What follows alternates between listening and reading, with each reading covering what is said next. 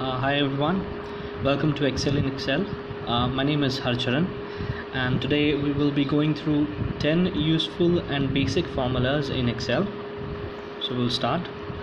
The first function that we have is the sum function. What does this function do? This function creates a total of list of numbers. So if you want to sum up or if you want to total up the numbers, you can use this function. It can be used horizontally, vertically, single cells, or on a multiple ranges. So I'll tell you how that needs to be done. Okay, so first one we have here is the horizontal one. So we'll do equal to sum, bracket open, and we'll select the range, bracket close, enter. It's pretty simple. Similarly, we can do it on a vertical row, vertical column as well. So it says sum. If we select this, bracket close, enter, it will give us sum. And if we have single cells, we can do the sum like this: sum, bracket, first cell, comma, second cell, comma, third cell, bracket close, enter. If we have range, we can apply sum formula on that as well. So if we do a sum, we'll select the first range, separate by a comma, select the second range, bracket close, enter. So it will give us a sum like that. Let's move on to the next function, which is the average function. Just like the sum function, the average function calculates the average for the list of numbers. So it excludes if you have any blank or if you have any text, it excludes it. If you have any zero, it includes it in the average calculation. So I'll tell you how to do that. So equal to average, we'll select the range, bracket close, enter. It will give us the average. If you see, 29 is the average here, and it's giving us the right result. If we do an average of this, bracket close, enter, it's giving us 2. However, if we ignore the zeros, the average comes to 3.5. If we include the zeros, it comes to 2, which is giving the results. Okay, then if we have blanks, we'll do average of this, range, bracket close, enter, 28.66. so if we do an average here including these, it is 28.66. it is ignoring the blanks. Similarly for this also, it will ignore the blanks and give us the average. Then we have texts in between. So if we have text in between, it will ignore the text just like blanks. So if we select the range here, it says 28.66. Similarly, it was ignoring the blanks above, it's ignoring the text function here, text here. Similarly here. So we'll move on to the next function, which is the count function. So if you want to count how many numbers or numerics are there in the list, this is the right function for it. It ignores blanks, text, or any errors. So if we do a count here and select this range, bracket close, enter, it will tell us there are 3 numerics in here. Similarly, if there is 0, it will give us 3. If there is a negative, it will also give us 3 because it's actually a number.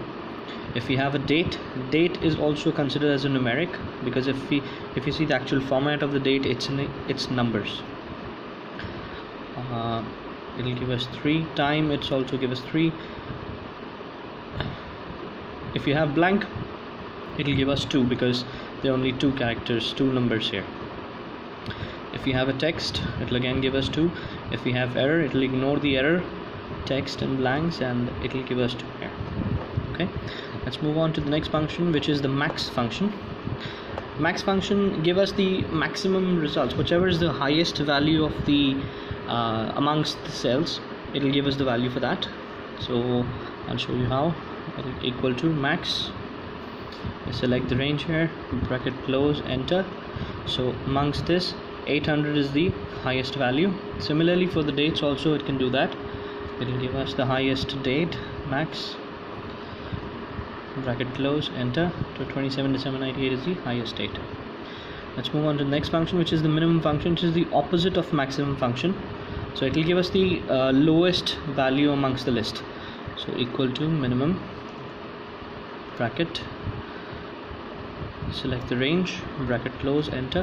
100 is the minimum, and in the similar ways it will work on the dates. Minimum, bracket, select the range, bracket close, enter. It will give us the minimum part here.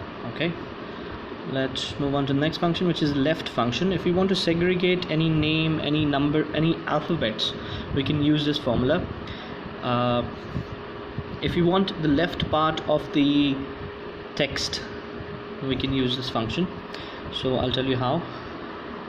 We do a left, bracket, the text which we want to use, and how many number of characters, comma, we need to select that. We need one character here, bracket close, we'll do an enter. So it will give us the leftmost alphabet, one alphabet. Okay, similarly if you want two alphabets, it will do that. Left, bracket, text, number of characters, select 2, enter. It will give us AL. Similarly for 3, 6 and 4. So that's how left function works. Then we have the right function, which is just the opposite of left function. If you want to see what is on the right side of the alphabets and how many characters we want, we can use this function. So we'll do a right, this is the text, how many characters we want one character, bracket close, enter. Similarly 2 characters, 3 characters, 6 characters and 4 characters. This is how the right function works. Then we have the match function.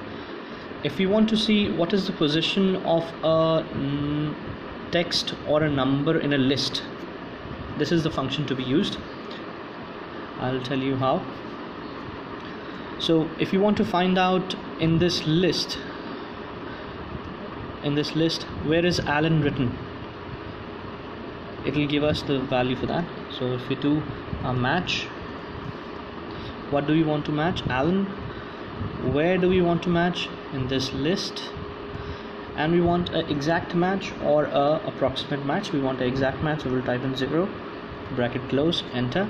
So it is on the 3rd cell from the top, so 1, 2, 3. So Alan is on the 3rd cell. Similarly we can work it out on numbers as well. So if we have we'll do a match here. What do we want to look up? 1000, comma, where do we want to look up? In this range. And what is the match type? It will be exact 0. It will give us 4. So from the top it's in the 4th position, 1, 2, 3, 4. Okay, that's how the match function works. Then we have the Vlookup function, or the vertical lookup. The vertical lookup works on columns. So if we want to see what is on the 4th column of a specific value, it will give us the results. So I'll show you how. So if we want to see, first the formula is Vlookup. What do we want to look up first? February, comma, where do we want to look up? In this range. And what is the column number you want to look up in front of Feb? We want 4th column, so this is 4th. Then do a comma. If we need an exact match, then we do a 0. If we need an approximate match, then 1. We want an exact match, I've entered a 0. Okay, so it says 100 here. So if we see from Feb, 1, 2, 3, 4, 4th position, in this case 100. That's how this comes, the results come here. Then this was Vlookup. Then we will move on to Hlookup. Hlookup, it is also known as horizontal lookup. It's similar to Vlookup, but Vlookup works on columns, Hlookup works on rows. I'll tell you how. So if you want to see what is in front of Feb on the 4th row, so it works like this. Hlookup, we want to look up Feb. where do we want to look up in this range, right? And how many rows down we want to look up? 4. Then we do, so how many values, if it'll be an exact match, type in 0, do enter, it gives 100. So Feb and the 4th position, 1 2 3 4, this is 100. That's how the result came in here. Those were the 10 formulas for today, and I'll just recap it for you.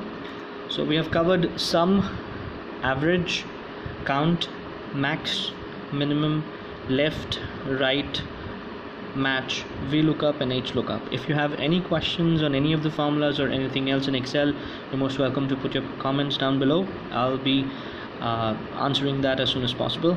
Thank you so much for your time. Have a good day. Bye.